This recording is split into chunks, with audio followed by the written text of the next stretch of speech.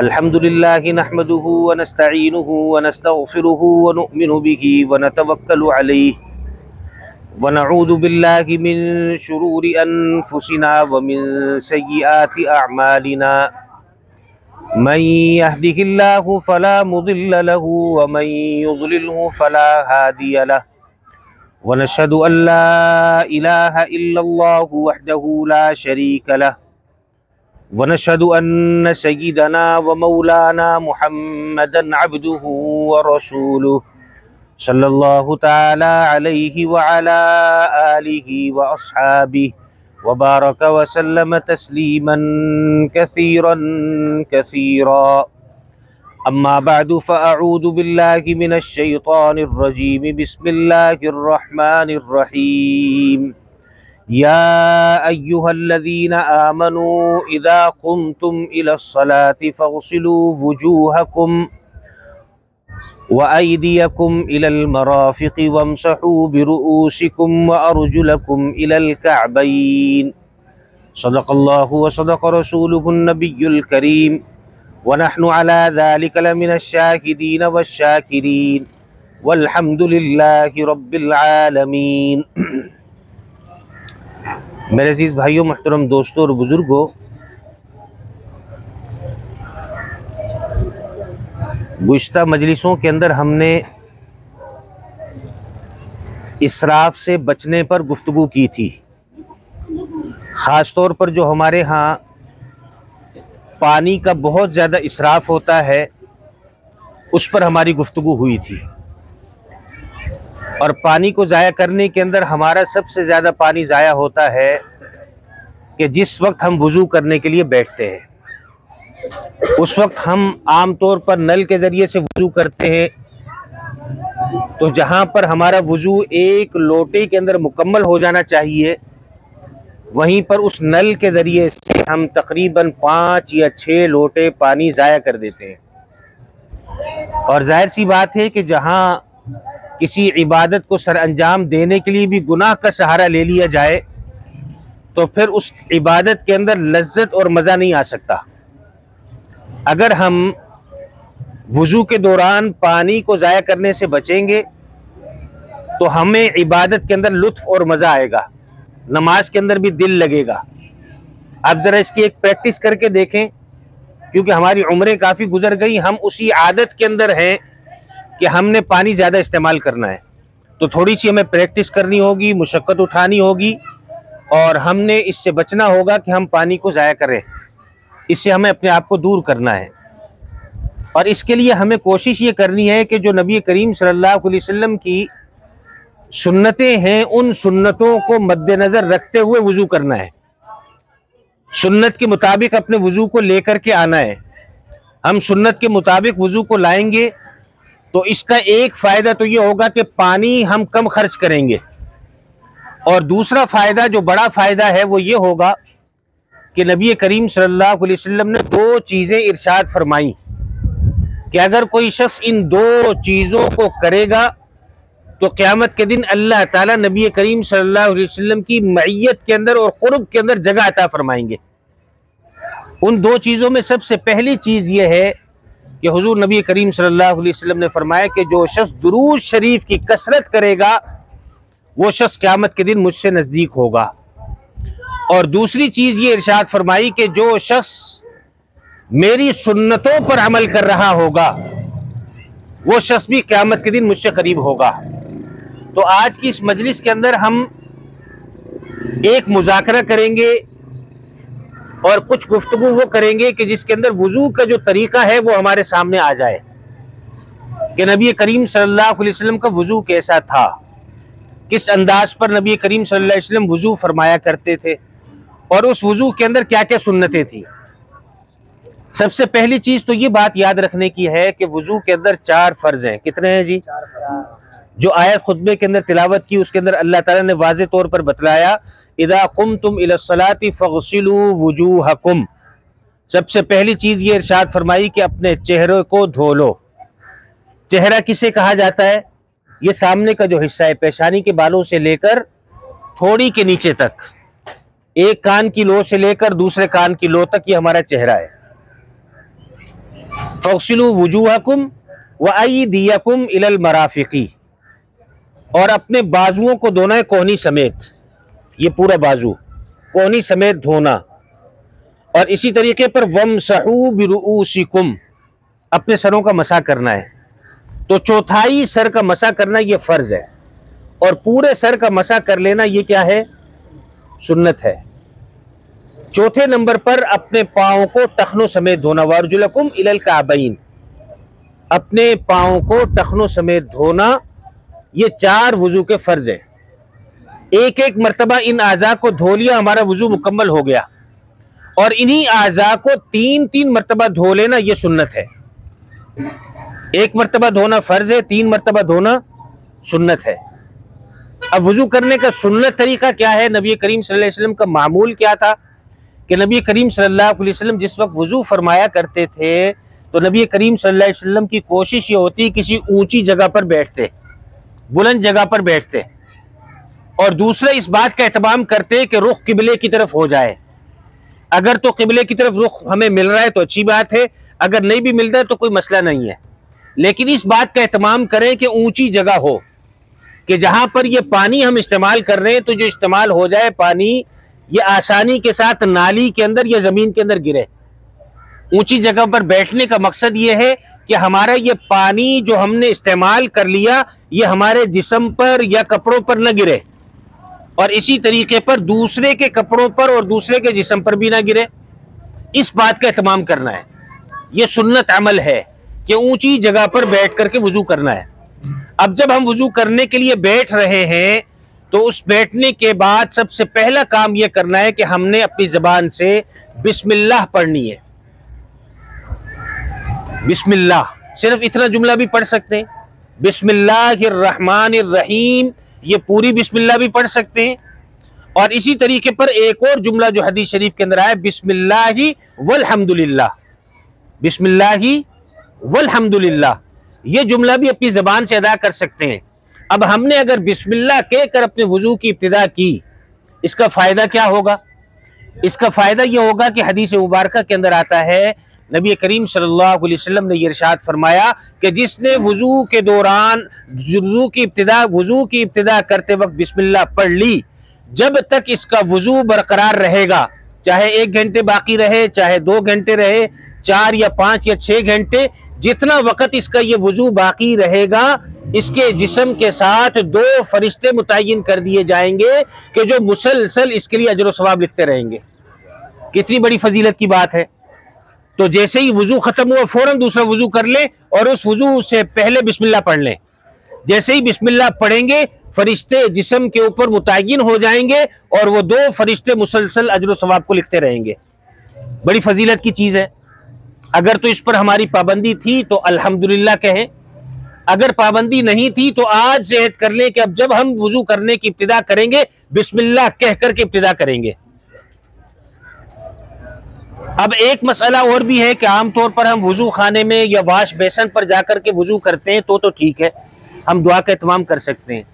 लेकिन अगर हम बाथरूम के अंदर जाकर के वुजू करना चाह रहे हैं, अब बाथरूम ऐसी जगह नहीं है कि जहां अल्लाह का नाम लिया जा सकता हो, तो वहां पर हमने वुजू करते हुए बिस्मिल्लाह नहीं पढ़नी। अब वहां दाखिल होते वक्त हमने बिस्मिल्लाह नहीं पढ़नी तो कब पढ़ेंगे? वहां अंदर हम नहीं पढ़ सकते, तो हमने ये करना है कि जब हम अंदर दाखिल हो रहे हैं, वुजू करने के लिए बाथरूम में दाखिल हो रहे हैं, तो दरवाजे से पहले, दाखिल होने से पहले हमने ये बिस्मिल्लाह पढ़ लेनी है और बाथरूम में जाने की दुआ भी पढ़ लेनी है। क्या दुआ है बच्चों? वुजू बाथरूम में दाखिल होने की कौन सी दुआ है? अऊज़ु बिका मिनल, तो ये दुआ पढ़ लेनी है और इसके साथ क्या इजाफा कर लेना, बिस्मिल्लाह। इतना इजाफा करके हमने बाथरूम में दाखिल हो जाना है। और बाथरूम में दाखिल होने की सुन्नत क्या है कि जब बाथरूम में दाखिल हो रहे हैं तो पहले कौन सा पाँव दाखिल करना है? पहले कौन सा पाँव दाखिल करना है? उल्टा, ठीक है, फिर सीधा पाँव दाखिल करना है। और जब बाथरूम से बाहर निकल रहे हैं तो सीधा पहले निकालना है, उल्टा बाद में निकालना है, ये भी सुन्नत है। और जब मस्जिद के अंदर दाखिल हो रहे हैं तो कौन सा पाँव दाखिल करना है? और जब मस्जिद से बाहर निकल रहे हैं तो उल्टा, ठीक है, उल्टा पहले निकालना है, दायां बाद में। आगे इतनी बात समझ में? तो बिस्मिल्लाह का एहतमाम लाजमी करना है। अब वुजू करने के लिए ऊंची जगह पर बैठ गए, बिस्मिल्लाह पढ़ ली। अब सबसे पहला काम यह है कि अपने हाथों में यूं पानी लेकर अपने दोनों हाथों को धो लेना अच्छे से। 3 मरतबा गिट्टों तक इस हाथों को धोना है। थोड़ा सा पानी लिया, हाथों को धो लिया, ये गिट्टे कहलाते हैं। तो 3 मरतबा इस तरह करके हाथों को धो लेना है। हम उस अमल को छोड़ दें कि हम टूटी के नीचे जो घुसते हैं उससे हम अपने आप को बचाएं। उससे क्या होता है, पानी बहुत जाया होता है और सुन्नत के खिलाफ हमारा वुजू होता है। सुन्नत अमल यही है, थोड़ा सा पानी लें, अपने हाथ को धोएं, फिर पानी लें, फिर धो लें। गिट्टों समेत धो लिया। अब इसके फौरन बाद एक अमल करना है कि अपने दोनों हाथों को थोड़ा सा गीला कर लेना है। इसके जरिए से हमने करना है उंगलियों का खिलाल, उंगलियों का खिलाल करना है। उसका तरीका यह है कि हाथों को गीला कर लिया, अब ये उल्टा हाथ लेकर सीधे हाथ के दरमियान यूं फंसा देंगे, यूं और यूं करके गुजार देंगे। ये हो गया उंगलियों का खिलाल। फिर ये सीधा हाथ उल्टे हाथ में रखकर यूं, ये उंगलियों का खिलाल हो गया। मुश्किल तो नहीं है, ये भी सुन्नत अमल है। यहां तक हमने वुजू करने के बाद, इसके बाद हमने थोड़ा सा पानी लेना है, मुंह में डाल के, मुंह के अंदर अगर कोई खाने पीने के जर्रात हैं उसको अच्छे से मुंह के अंदर पानी घुमा करके साफ कर लेना है। और इसके बाद फिर हमने फिर दोबारा पानी लेकर फिर साफ कर लेना है। फिर मिसवाक लेकर मिसवाक करनी है। और मिसवाक करने के अंदर सुन्नत अमल यह है कि जैसे मिसाल के तौर पर यह है, तो इसको यूं पकड़ना है हमने, इस अंदाज पर,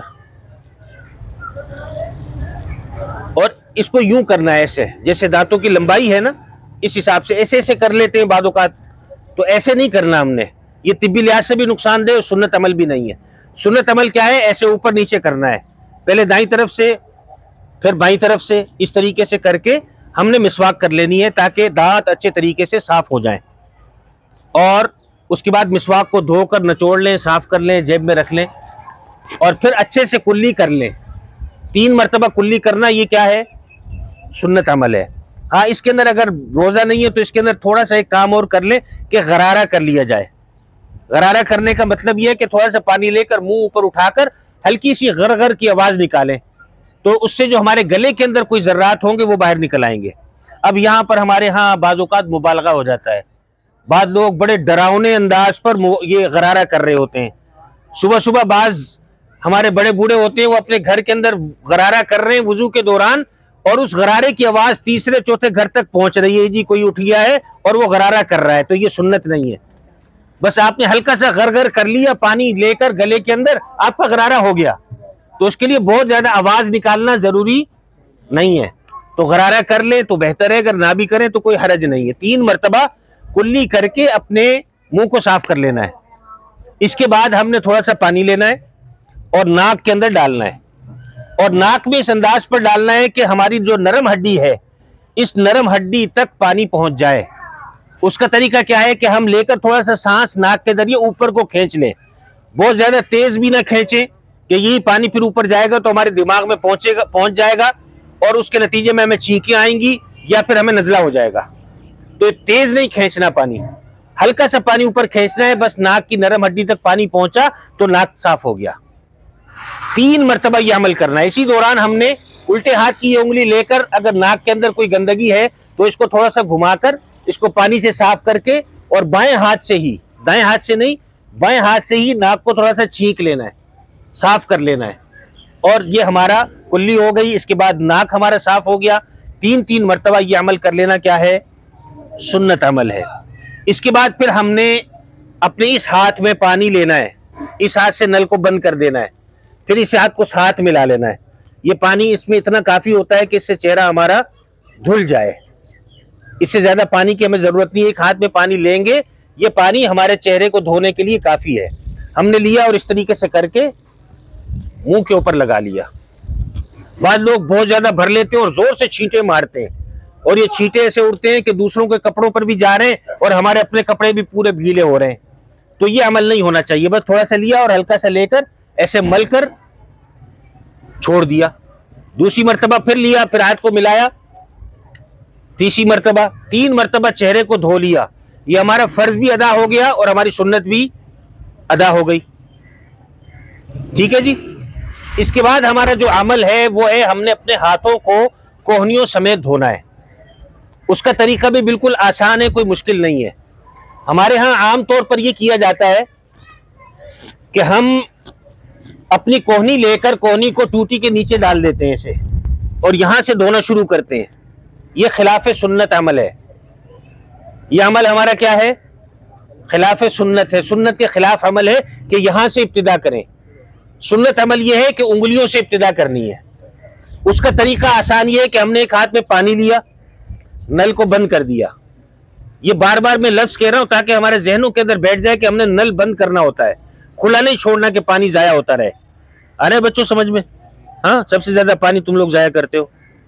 हाँ, तो हमने पानी लिया और उसके बाद अपना एक हाथ यूं रख लिया, ये दूसरा, इसको हाथ को साथ चलाया, पानी साथ चलाया, यूं घुमाकर हमने यूं कर देना, पानी वापस यहां उंगलियों से टपक जाए। यहीं से इब्तिदा है और यहीं पर इंतहा हो रही है। ये सुन्नत के मुताबिक बाजू को धोना है। 3 मरतबा पानी लेकर हमने यूं करके धो लिया, फिर बायां हाथ लिया, बायां हाथ में भी इसी तरह पानी लेकर साथ घुमाकर वापस ले आए, 3 मरतबा बाएं हाथ को धो लिया। हमारा वुजू की जो सुन्नत है वो भी पूरी हो गई, हमारा फर्ज भी पूरा हो गया। इसके बाद सर का मसा। सर का मसा एक तो मसा है कि जो फर्ज है। फर्ज ये है कि सिर्फ यहां पर ये जो सर के ऊपर का हिस्सा है, इसके ऊपर आपने हाथ गीला करके फेर लिया, आपका फर्ज पूरा हो गया। और सुन्नत अमल यह है कि एक मरतबा पूरे सर का मसा करना। सर के मसा करने में 3 दफा नहीं है, 1 दफा। और उसका तरीका यह है कि हमने थोड़ा सा पानी लिया, अपने हाथों को गीला करके थोड़ा सा झाड़ लिया। अब इन हाथों को इस अंदाज पर लेंगे, ये 2 उंगलियां अलग हो जाएंगी, ये 3 उंगलियां आपस में आ जाएंगी। इनको यूं मिला लें, इसको यूं सर से इब्तिदा करें और यूं करके पीछे तक ले जाएं, और वापसी में ये उंगलियां उठाकर हथेली यूं ले आए। एक तरीका ये हो गया। और इससे भी आसान तरीका यह है कि हम इन उंगलियों को यहां रखें, हथेली को यहां रख लें, साथ यूं घुमा दें, बस हमारा ये मसा सर का हो गया। अब हमारे पास ये एक उंगली और अंगूठा बाकी रह गया। इस उंगली के जरिए से नाक कान का जो सुराख है ये, और अंदर की जो खाली जगह है ये, इसके अंदर अच्छे से फेर लेना है, और अंगूठा जो है ये कान के पीछे की तरफ फेर लेना है। यहां तक हमारा मसा हो गया। अब इसके बाद आता है गर्दन का मसा।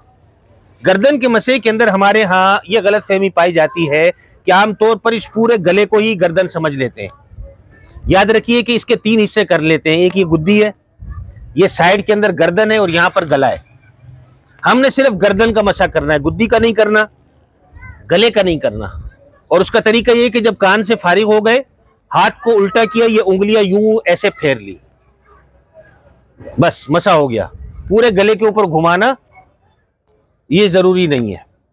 इससे पहले एक चीज हमसे रह गई, वो ये है कि जिस वक्त हम चेहरे को धो लें तो उस वक्त दाढ़ी अगर घनी है तो उस दाढ़ी का खिलाल करना, जैसे हमने उंगलियों का खिलाल किया, दाढ़ी का खिलाल करना। उसका तरीका यह है कि हमने हाथ को गीला कर लेना है, दाएं हाथ को, और उसके बाद ये पुष्ट बाहर आ जाएगी, ये हथेली जो है ये बाहर आ जाएगी, पुष्ट अंदर की तरफ होगी। ऐसे हाथ को कर ले और यूं करके बालों के दरमियान से गुजार दे, बस ये हमारा दाढ़ी का खिलाल हो गया। इसके अंदर ज्यादा लंबे चौड़े चक्रों में नहीं पड़ना कि वो एक इमाम साहब से एक आदमी ने आके कहा कि हजरत जब मैं दाढ़ी का खिलाल करता हूं तो मुझे शक रहता है कि इसके बाल जो है ये सही से गीले नहीं हुए। तो कहा तेरा इलाज ये है कि इस दाढ़ी को उठाकर पूरी रात पानी के अंदर डबो के रख दिया कर, सुबह निकाल लिया कर, तेरी दाढ़ी का सारे बाल गीले हो जाएंगे। तो तहावुमात के अंदर ना पड़े, वहमों के अंदर ना पड़े, बस आपने गीला किया, यूं करके गुजार लिया, तो क्या हुआ, आपका खिलाल हो गया। अब हम कहां तक पहुंचे थे? सर के मसे तक। ठीक है, यहां तक कोई कंफ्यूजन तो नहीं है? किसी को जहन के अंदर कोई सवाल आ रहा हो, कोई कंफ्यूजन हो या मुश्किल पेश आ रही हो? आसान है सुन्नत के मुताबिक, कोई मुश्किल तो नहीं है। इसके बाद हमने पाँव को धोना है। पाँव को धोने के अंदर दाएं पाँव को पहले धोना है, फिर बाएं पाँव को धोना है। और पाँव को धोने के अंदर ये जो गिट्टे हैं, गिट्टों समेत पूरा पाँव धोना है। पानी को लेकर अच्छे से बहा लेना है। 3 मरतबा पानी का हाथ से लिया, ऊपर डालकर अच्छे से मल लिया, तो 3 मरतबा दाएं को धोया, 3 मरतबा बाएं को धोया, हमारा वुजू मुकम्मल हो गया। अब आखिरी चीज हमारे पास रह गई उंगलियों का खिलाल। जिस तरह हमने हाथ की उंगलियों का खिलाल किया है, इसी तरीके पर पाँव की उंगलियों का भी खिलाल है। उसका तरीका थोड़ा सा मुख्तलिफ है कि हमने ये अपनी ये छोटी उंगली लेनी है और इसको थोड़ा सा गीला करके यहां अंगूठे से इब्तिदा करनी है, यूं दरमियान से गुजारना है, बस आखिरी उंगली तक गुजार लिया, हमारी उंगलियों का खिलाल हो गया, पाँव की उंगलियों का खिलाल हो गया। फिर जब बाएं पाँव का नंबर आएगा तो बाएं पाँव में भी इसी तरीके पर ये उंगली लेकर इसको हल्का सा गीला करके अंगूठे से इब्तिदा करके छोटी उंगली पे लाके खत्म कर देंगे। हमारा खिलाल मुकम्मल हो गया, इसके साथ हमारा वुजू भी मुकम्मल हो गया। इसके साथ साथ ये है कि वुजू के दौरान दुआ पढ़ने का एहतमाम करना, और वो मशहूर दुआ है कि जिसका एहतमाम हमें कर लेना चाहिए। जैसे जैसे हम वुजू के आज़ा को धो रहे हैं उस दुआ को साथ साथ पढ़ते रहे, अल्लाहुम्मा ग़फ़िरली ज़म्बी व वस्सिअली फ़ी दारी व बारिक ली फ़ी रिज़्क़ी। 3 जुमले इसमें, अल्लाह मेरी मग़फ़िरत फरमा, मेरे घर के अंदर वुसअत अता फरमा और मेरे रिज़्क़ के अंदर बरकत अता फरमा। ये 3 जुमले हैं। अगर अरबी के अल्फाज याद नहीं हो रहे तो उर्दू के अंदर मांग ले, अल्लाह मेरी मग़फ़िरत फरमा, मेरे घर में वुसअत अता फरमा, ए अल्लाह तू मेरे रिज़्क़ के अंदर फरावानी अता फरमा, बरकत अता फरमा। तो ये उर्दू के अंदर भी हम कह सकते हैं, इसके अंदर कोई मुज़ायक़ा नहीं है। और इसी तरीके पर वुजू से जिस वक़्त फारिग हो गए उस वक़्त भी ये दुआ पढ़ सकते हैं। और इसी तरीके पर अल्लाहुम्मा जअलनी मिनत तव्वाबीन व जअलनी मिनल मुतताहिरीन, ये दुआ भी पढ़ सकते हैं। और दूसरा कलमा अशहदु अल्ला इलाहा इल्लल्लाहु व अशहदु अन्ना मुहम्मदन अब्दुहु व रसूलुहु, इसका भी एहतमाम कर सकते हैं। तो इस अंदाज पर अगर हम अपने वुजू को करेंगे तो इसके नतीजे के अंदर हमारा वुजू सुन्नत के मुताबिक हो जाएगा, हमारा पानी जो है वो ज़ाया होने से बच जाएगा। तो हमें कोशिश ये करना चाहिए कि हम अपनी आदत बना लें कि हमने पानी को ज़ाया नहीं करना। हमारे यहाँ मुख्तलिफ किस्म के तरीके राइज हैं पानी को ज़ाया करने के अंदर। मसलन कोई पब्लिक की मकामात जहाँ पर मुश्तरका चीज़ें मौजूद होती हैं वहाँ भी, और हमारे घरों के अंदर भी। अब मसलन पानी पीने के लिए कूलर रखा हुआ है, अब उसके साथ गिलास रखा हुआ है। हर आदमी ये ज़रूरी समझता है कि जब भी वो आएगा वो पहले उस पानी से उस गिलास को कंघालेगा, फिर उसमें पानी लेकर के पिएगा। हालांकि अगर ज़ाहिरी तौर पर उसमें कोई गंदगी या कोई ऐसी चीज़ नज़र नहीं आ रही तो धोना ज़रूरी नहीं है। ये धोने के जरिए से पानी को क्यों ज़ाया कर रहे हैं? हमसे पहले भी अगर पानी पिया तो किसी इंसान ने पिया होगा, किसी मुसलमान ने पिया होगा। और मुसलमान के झूठे में सूरुल मुमिनी फीही शिफा, रसूलुल्लाह सल्लल्लाहु अलैहि वसल्लम फरमाया कि मुसलमान के झूठे के अंदर शिफा है। हम उससे कराहत महसूस करते हैं, भाई किसी इंसान ने उसमें पानी पिया है, तो अगर उसके झूठे बर्तन के अंदर हमने खा लिया या पी लिया तो ये कोई गुनाह की बात नहीं बल्कि फजीलत की बात है। इसके अंदर अल्लाह ताला ने शिफा रखी हुई है। तो अब हर आदमी गिलास को धोने लग जाता है, फिर उसके बाद पानी पीता है। तो हमें इस आदत को भी छोड़ देना चाहिए, चाहे ये आदत हमारी घर के अंदर है या बाहर है। बाद लोग इतने वहमी हो जाते हैं कि उनकी खाने की प्लेट भी अलग होती है, उसमें किसी और को खाने नहीं देते, और इतने वहमी हो जाते हैं कि एक गिलास अपना अलग रख लेते हैं। अगर उनसे पहले किसी ने उसके अंदर पानी पी लिया तो बगैर धोए उसके अंदर कभी पानी नहीं पीते, ऐसे वहमी हो जाते हैं। तो इन चीजों को छोड़ देना चाहिए। अगर कोई किसी ने झूठा कर दिया है बर्तन, तो झूठे बर्तन के अंदर अगर हम पी लेंगे तो ये कोई ऐब की बात नहीं है। तो बहरहाल ये वुजू का एक मुख्तसर सुन्नत तरीका था जो आज हमारे सामने आ गया। आज के बाद हमने ये कोशिश करनी है कि इसी तरीके के मुताबिक हमने इस वुजू को अंजाम देना है। कोशिश करेंगे इंशाअल्लाह।